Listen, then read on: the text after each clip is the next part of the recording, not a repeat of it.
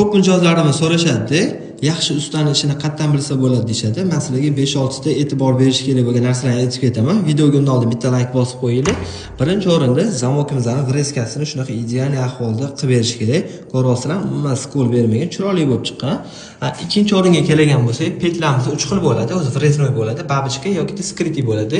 Shunaqa ideal ahvolda vreska qilingan bo'lishi kerak. Mana ko'ryapsizlarmi? Chiroyli bo'lib chiqqan.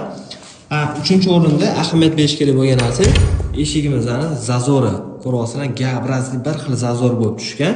Petlar tarafdan ham bir xil zazor bo'ladi. Keyin nalichniklarimizning grasiga bitta ahamiyat berib qo'yasizlar.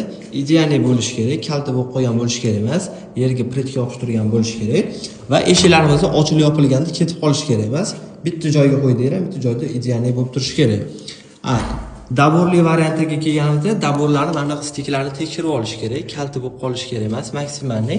Endi to'g'ri, usta ham ayb qiladi, lekin xatosini yopib ketish kerak.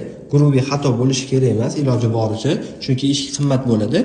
Keyin daborlarni tegi mana bunaqa yerga pretik yopishgan bo'lishi kerak, korobkadan tegi ko'tarilib qolgan bo'lishi kerak emas. Shunaqa narsalar bo'lmadimi, ish ideal desa bo'ladi. Mana biz qilib qo'ygan ishimizga javob beramiz. Shu ishimizga kamida 5 yil garantiya beraman. Yopilishlari ham hammasi ideal bo'lgan.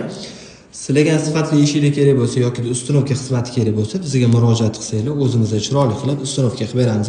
Bu videoni olishdan maqsad hamma narsani to'g'ri tushuntirish.